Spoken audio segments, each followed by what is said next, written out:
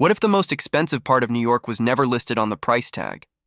What if the city doesn't empty your wallet with one brutal cost, but with dozens of small, almost invisible charges designed to feel normal, inevitable, harmless? That question matters more than it seems, because New York no longer survives by shocking people with prices. It survives by exhausting them slowly. At first glance, the city still sells the same fantasy: opportunity, energy, status. The promise that if you can make it here, you've won something meaningful. Tourists arrive expecting high prices, but they don't expect friction. They don't expect to be charged at every pause, every transition, every attempt to simply exist inside the system. And that's where the real mechanism starts working. Nothing feels outrageous on its own. A small fee here, a surcharge there, a mandatory add-on that appears only after commitment. These costs are not accidents. They are structural. They are designed to stay, below the level of outrage, below the threshold where people push back. Each charge feels too small to fight, too minor to complain about, too normal to question, and when stacked together, they form something far more powerful than a high rent or an expensive hotel. They create constant financial tension. This is how New York hides the real price of the city. Not through secrecy, but through fragmentation. By breaking the cost of living, visiting, or moving through the city into dozens of disconnected pieces, the system removes the feeling of choice. You don't decide to pay more. You simply discover later that you already did. Again, and again, and again. What makes this model especially effective is psychological. Humans are far more sensitive to one large visible loss than to many small scattered ones. New York exploits that instinct perfectly. The city rarely asks for everything up front. It waits until you are committed, until you are tired, until turning back feels harder than paying one more fee. Tourists feel this first, but not because they are naive. They feel it because they are the testing ground. Every hidden charge aimed at visitors is a rehearsal. If people tolerate it, it stays. If they normalize it, it spreads. And eventually, the same logic is quietly applied to residents, commuters, workers, and anyone trying to build a life here. Over time, the city stops feeling expensive and starts feeling predatory. Not in a dramatic way, but in a dull, draining one. The kind that leaves people asking why they are always stressed, always short on money, always on edge, without being able to point to a single cause. That confusion is not a side effect. It is the product. Because once a city teaches you that every movement costs something extra, every convenience has a hidden price, and every system is designed to extract just a little more, it changes how you think. It changes how safe you feel. It changes how long you believe you can last here. And this is only the surface of what New York hides behind its polished image. If this already feels uncomfortably familiar, it's not because you imagined it. Understanding how this system works is the first step to seeing the city clearly instead of emotionally. That's why engaging with this content matters. When you leave a comment, you're not just reacting, you're helping surface patterns that are usually kept quiet. If you've noticed a hidden fee, a silent surcharge, or a moment where New York felt designed to drain rather than serve, write it below. Even a single word like extracted or trapped says more than you think. Liking this video tells the algorithm that this kind of analysis deserves space in a feed dominated by glossy illusions and marketing narratives. Subscribing means you won't miss the next layer of this breakdown, because what we're uncovering here isn't limited to tourists, and it definitely doesn't stop at money. Each part of this series builds on the last, exposing how these systems quietly reshape daily life, mental health, and long-term decisions without ever announcing themselves. If you're still watching, it means something here resonates. Stay with it. The next part goes deeper into how these small fees stop being financial and start becoming psychological pressure points that change how people behave inside the city. At some point, New York stops feeling like a place you move through and starts feeling like a system you owe. Not because of one massive bill or a dramatic financial collapse, but because the city quietly attaches a price to every basic action. Standing still costs nothing, But the moment you try to live normally, the meter starts running, and it never really stops. What makes this different from other expensive cities is not the absolute price level, it is the density of friction. Every transition has a toll. Entering a building, leaving a building, using a service that looks public but behaves private, relying on infrastructure that pretends to be included but never really is. The city monetizes movement, time, convenience, and even confusion. You pay because you are tired. You pay because you are late. You pay because you do not have the mental energy to argue. Over time, this creates a specific psychological state. People stop asking, "Should I pay this?" and start asking, "How much will it cost this time?" That shift matters. It turns daily life into a low-level stress loop. Your brain is constantly scanning for penalties, surcharges, rules you might have missed, fees you forgot to factor in. Even when nothing happens, you are braced for impact. That tension accumulates. This is why so many people in New York describe a permanent sense of pressure that they struggle to explain. It is not just work. It is not just rent. It is the feeling that the city itself is leaning on you, that any attempt to slow down, rest, or exist outside the optimized flow will be punished financially. Miss a window, arrive at the wrong time, choose the wrong option, and the system extracts its correction. What's dangerous is how quickly this becomes normal. Newcomers notice it immediately. Long-term residents barely register it anymore. The charges blend into the background like noise. People adjust their behavior instead of questioning the structure. They rush more. They plan less. They accept inconvenience as a personal failure instead of a design choice. The city trains compliance through exhaustion. This environment also erodes trust. You stop believing prices. You stop believing signs. You stop believing promises that something is included. Everything feels provisional, temporary, subject to change once you commit. That uncertainty changes how people interact with businesses, institutions, and even each other. Suspicion replaces ease. Calculation replaces spontaneity. Here is the quiet twist most people miss. A city that charges you constantly for existing also shrinks your sense of possibility. You stop exploring. You stop experimenting. You stop saying yes to things that feel slightly risky or uncertain. Not because you lack curiosity, but because every choice carries a hidden financial consequence. Life becomes narrower, more defensive, more controlled. And this is where the system becomes self-reinforcing. A stressed population spends more impulsively, reacts more emotionally, and questions the structure less. The city does not need to convince you it is fair. It only needs you to be tired enough to keep going.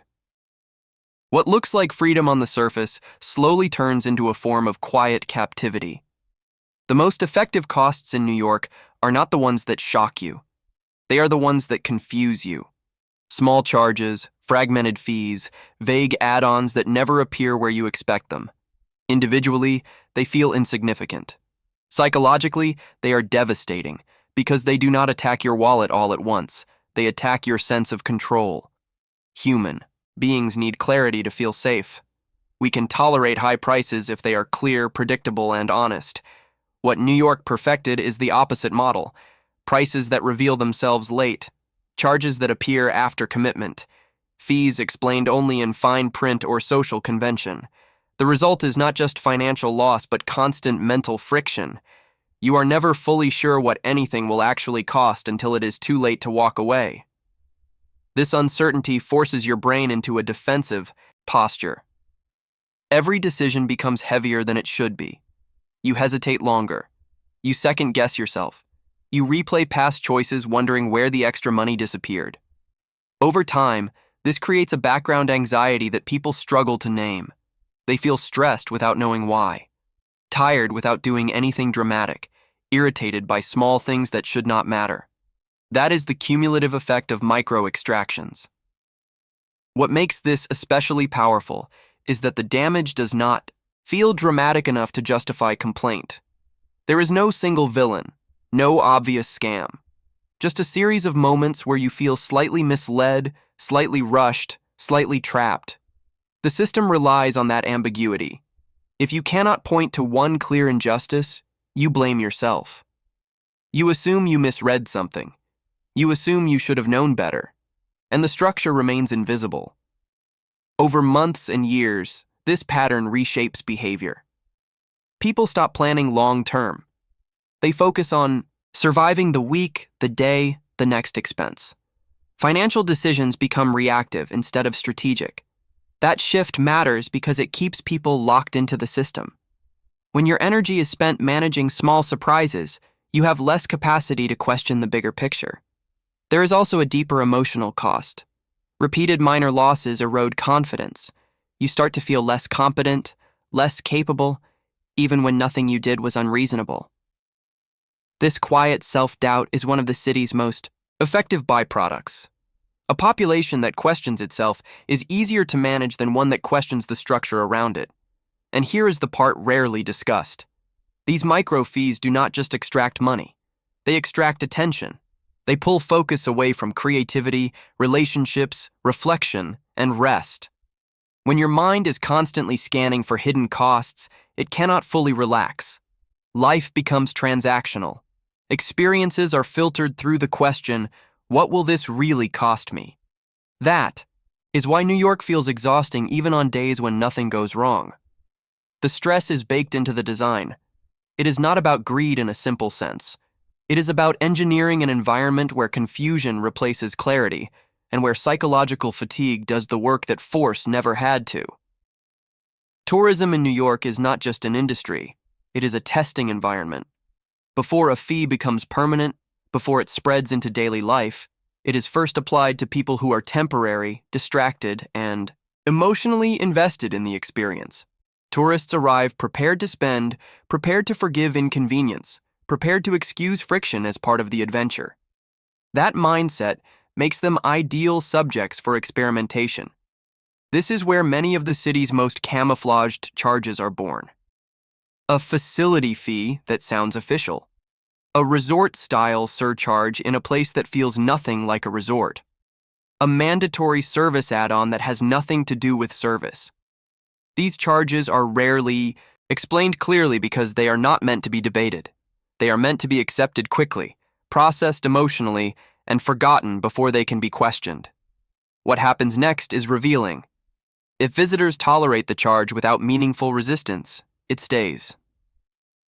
If complaints remain scattered and individual, the model is validated. Over time, these fees stop being framed as optional or situational and start being treated as natural features of the environment. Once that happens, the boundary between tourist and resident begins to dissolve. This is the quiet escalation most people miss. What starts as a visitor cost slowly migrates inward, first into semi-public spaces, then into services used by commuters, then into daily routines that residents cannot avoid. By the time locals feel the pressure, the system is already normalized. Anyone who questions it sounds unreasonable, outdated, or naive. The emotional consequence is subtle but powerful. Tourists leave with the sense that New York is exciting but exhausting. Residents live with the sense that the city is draining but unavoidable. Both groups feel the pressure, but only one is trapped inside it long term.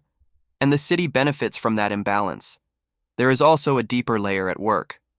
Tourism fees are designed to feel transactional, not structural. They are framed as payments for access, convenience, or experience, rather than symptoms of a city struggling to sustain itself.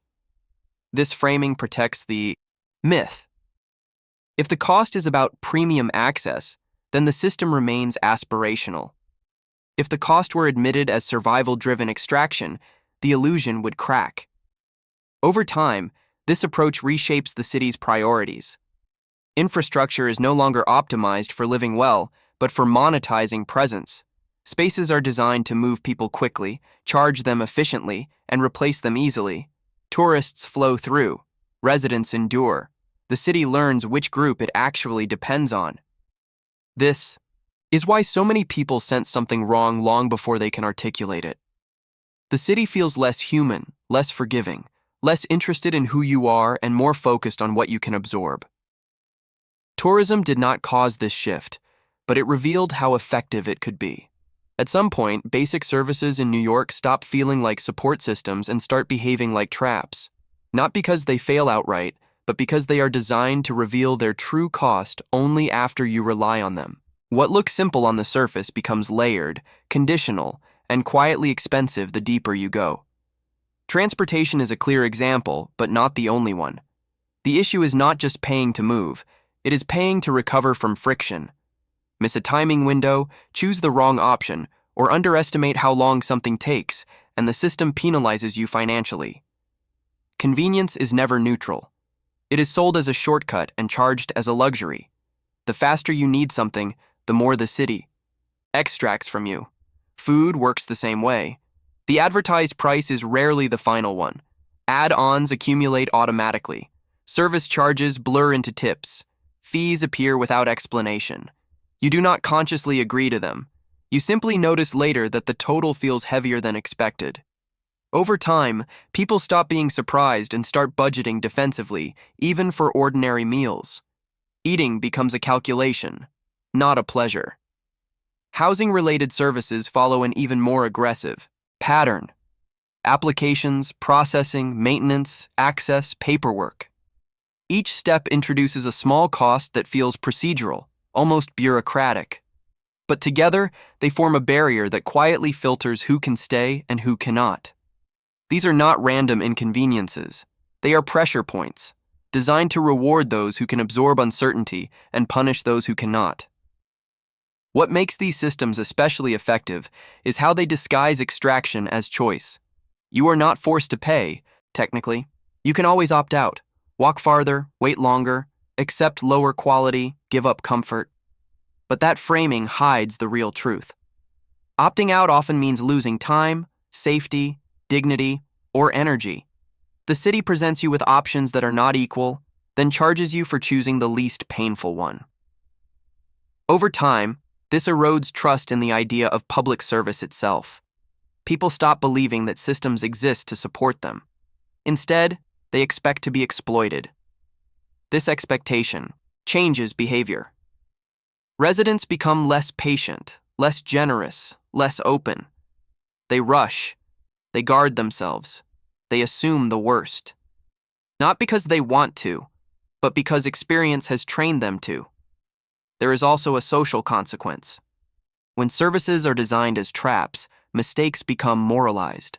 If you pay more, it is framed as your fault for not knowing better. If you struggle, it is treated as personal incompetence rather than structural pressure. This isolates people. It makes shared frustration feel individual, which prevents collective resistance. And here is the quiet escalation. Once a city normalizes trapping people through services, it does not need overt force. The system regulates behavior automatically. People self-correct. They avoid risks, they limit movement, they shrink their lives to what feels manageable. The city becomes efficient, not livable. Airports are supposed to be neutral spaces, transitional, temporary. In New York, they function as something else, entirely. They are filters. The first place where the city quietly decides how much patience, money, and emotional energy you are willing to surrender before you even arrive. And for many people, the signal is immediate. Something feels off long before the skyline appears. From the moment you enter, friction replaces flow. Time stretches unpredictably. Services feel fragmented. Basic functions are surrounded by layers of conditional pricing. Convenience becomes a commodity sold in pieces, each one framed as optional yet necessary if you want to preserve your sanity. The airport is not just processing passengers, it is measuring tolerance. What makes airports so revealing is that they operate under pressure. Volume is constant. Expectations are high. Stress is already elevated. This makes them perfect environments to normalize extraction. A fee feels smaller when you are tired. A surcharge feels inevitable when you are rushed. The city learns how far it can push without triggering resistance, then applies those lessons elsewhere. Hotels follow the same logic. The advertised price is an invitation, not a promise. The real cost emerges gradually after arrival, when alternatives feel impractical. Fees justified by vague categories appear once commitment is locked in. By then, the psychological cost of leaving is higher than the financial cost of staying. The system counts on that imbalance. This is where infrastructure stops being about access and starts being about sorting. Who can move easily? Who absorbs delays? Who pays to smooth the edges? Those with resources experience friction as annoyance. Those without experience it as exhaustion. Over time, this creates invisible classes of movement. Some glide through the city. Others fight it at every step. The deeper issue is symbolic. Airports and hotels are the gateways. They shape first impressions and long-term expectations. When these spaces feel hostile, confusing, or extractive, they send a message. This city is not here to welcome you. It is here to test you. If you cannot adapt quickly, the system will wear you down. This pressure also changes how people interpret failure. Miss a connection, overpay for speed, accept a bad option. The blame feels personal. But the structure is doing exactly what it was designed to do. It creates situations where paying more feels like the only rational response. Choice exists, but under stress, it narrows sharply. And here is the quiet reveal. When the entry points of a city feel like obstacles rather than invitations, it tells you something fundamental about its priorities.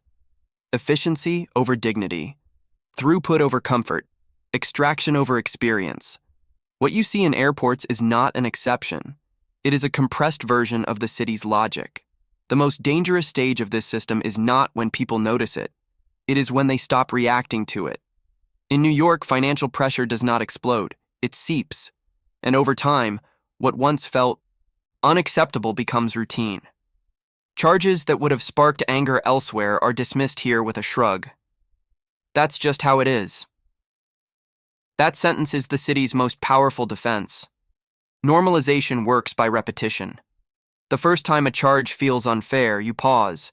The second time, you sigh. By the 10th time, you barely register it. The system does not need your approval. It only needs your resignation. Once people internalize the idea that resistance costs more energy than compliance, the extraction becomes automatic. This is where abuse turns quiet. Not because it disappears, but because it blends into the background of daily life. People adjust their expectations downward. They stop asking what should be reasonable and focus only on what is survivable. The city teaches you to negotiate with loss instead of questioning its cause. What makes this especially corrosive is how it reshapes identity. Residents begin to take pride in endurance. Surviving the city becomes a badge of honor. Complaining is framed as weakness. Leaving is framed as failure. This cultural framing protects the system by turning structural pressure into a personal test of character. If you struggle, it is because you are not tough enough, not because the environment is fundamentally hostile. Over time, this mindset fractures community.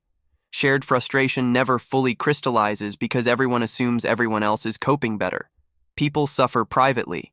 They compare themselves upward. They conclude that exhaustion is personal, not collective. The result is isolation in a city full of people. There is also a behavioral shift. When financial abuse is normalized, trust erodes. People become transactional with one another. Generosity feels risky. Spontaneity feels expensive. Every interaction is filtered through cost, not just money, but emotional bandwidth.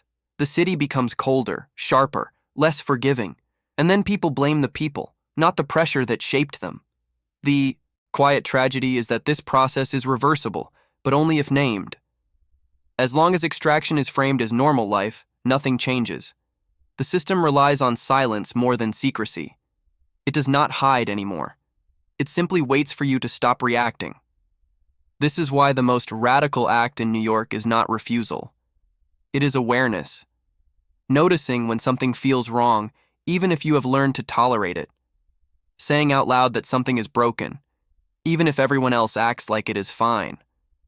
That moment cracks the illusion that endurance equals success. By the time many people leave New York, they no longer describe it as being pushed out. They describe it as a personal choice, a lifestyle decision, a change of priorities. That framing is not accidental. It is the final layer of a system that applies pressure so consistently that departure feels voluntary, even when it is the only remaining option. The process is gradual. No single moment forces you to go. Instead, life becomes narrower.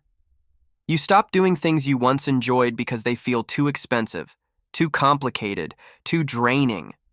You calculate more. You hesitate longer. You delay decisions that used to feel simple. Eventually, your world inside the city shrinks to work, recovery, and logistics. What disappears first is joy. What disappears next is margin. This is how financial pressure transforms into emotional pressure. Every month feels tighter, even when income rises. Every plan requires trade-offs that feel heavier than before. The city does not tell you that you no longer belong. It simply makes belonging increasingly costly. When you finally consider leaving, the thought feels strangely calm, not dramatic, not angry, just relieving. What makes this especially effective is how the narrative is inverted. Instead of recognizing sustained structural pressure, people internalize the outcome. They say the city changed. They say they outgrew it. They say they are ready for something else. All of those can be true, but they also mask a quieter reality. Staying stopped being viable long before leaving became desirable. This is the mechanism of silent displacement. Unlike visible evictions or sudden crises, it leaves no clear villain.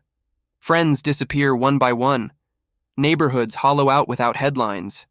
Communities dissolve without protest. The city remains full, but different. Wealthier, harder, less forgiving. The absence of those who left is treated as natural evolution, not loss. There is also a psychological residue. People who leave often carry guilt, as if they failed a test. People who stay carry resentment, as if they are enduring something others could not. Both reactions protect the system. They prevent an honest accounting of what the city demands and who it ultimately serves. Over time, this cycle reshapes the city's character. Risk tolerance drops. Diversity narrows. Creativity becomes curated. Only those who can absorb constant uncertainty remain. The city grows richer in money and poorer in lived experience. What was once a place of collision becomes a place of filtration. And here is the final twist. When enough people leave quietly, the city does not correct itself. It adapts. It recalibrates prices, services, and expectations to the new population. The pressure does not disappear. It intensifies. The threshold for endurance rises. What was once extreme becomes baseline. One of the most striking features of New York's decline is not the damage itself, but the silence around it. People feel the pressure. They experience the costs. They sense the imbalance. Yet public acknowledgement remains rare. Conversations stay vague. Complaints are softened. The city's problems are discussed indirectly, wrapped in irony or resignation, never confronted head-on. This collective hesitation is not accidental.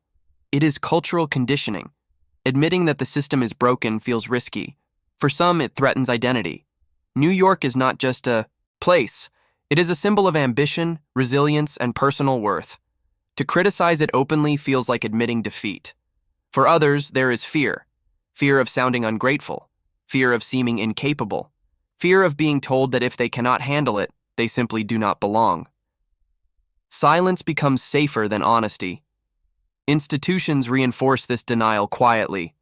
Marketing narratives remain polished. Media coverage focuses on spectacle or extremes, never on the slow erosion in between. Official. Language avoids words like extraction, pressure, or displacement.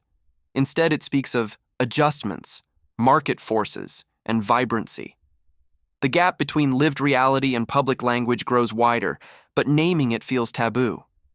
This denial has psychological consequences. When people cannot openly validate their experience, they internalize it. Stress becomes personal weakness. Financial strain becomes poor planning. Exhaustion becomes lack of resilience. The system survives because individuals blame themselves instead of questioning the structure that shapes their lives. There is also a social cost. When everyone believes they are the only one struggling, solidarity collapses. Shared frustration never organizes.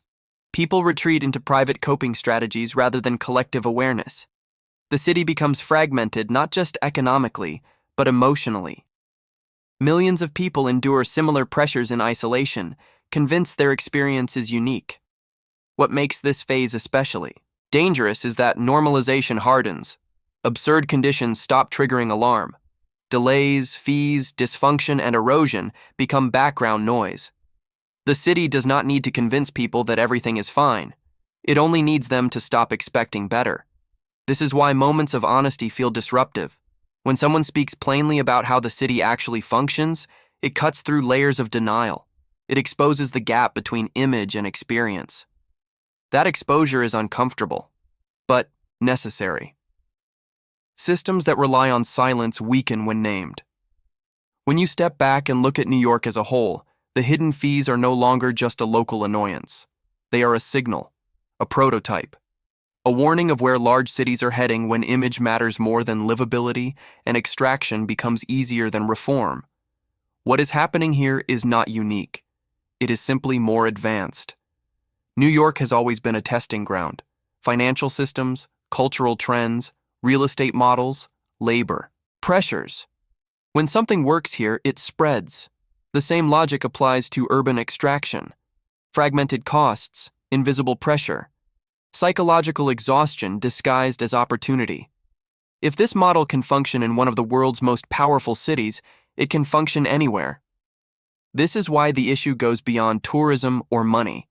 It touches how modern cities redefine success. The promise is no longer a good life. It is endurance. If you can survive the pressure, you are considered worthy. If you cannot, you are filtered out quietly. That is not an accident. It is selection. Other cities are already copying the structure. Rising service fees, layered pricing, pay to avoid inconvenience, monetized urgency. The language changes, but the mechanics remain the same. New York simply removed the final layer of shame. It no longer hides that everything costs extra. It normalizes it. The danger is not collapse in the dramatic sense. No sudden blackout. No singular crisis. The danger is slow hollowing. Cities that look alive from the outside but feel hostile on the inside. Places full of movement but empty of margin. Systems that function technically while eroding the human beings inside them. What makes this future difficult to resist is how reasonable it sounds when explained piece by piece. Efficiency, demand, premium access, personal choice. Each concept feels logical in isolation. Together, they create environments that reward only those who can absorb constant stress, without breaking. Everyone else adapts, leaves, or disappears from the narrative. The final question is not whether New York will change. It already has. The real question is whether people will recognize what it has become before they accept it as the standard everywhere else, because once this model feels normal, reversing it becomes nearly impossible. Systems built on exhaustion rarely reform themselves. If you are still watching, it means this pattern feels familiar, not distant. It means you recognize pieces of it in your own city, your own routines, your own financial fatigue. That recognition matters. Awareness always comes before resistance, even if resistance is quiet, personal, and slow. If you stayed until the end, it means this wasn't just about New York anymore. It means you recognized a pattern, a pressure, a system that feels familiar in ways most people struggle to explain. If this video helped you see the city, or cities in general, more clearly, subscribe to the channel. This is exactly the kind of analysis we build here, layer by layer, without illusions. Leave a like if you believe understanding these systems matters more than pretending everything is fine. It helps this kind of content reach people who feel the same pressure but haven't found the words for it yet. Now, leave a comment and write exactly this phrase. The hidden cost is real. It tells me you stayed, you understood, and you're paying attention. And don't stop here. The next video on your screen goes even deeper into how modern cities quietly reshape behavior, stress, and freedom. Watch it next.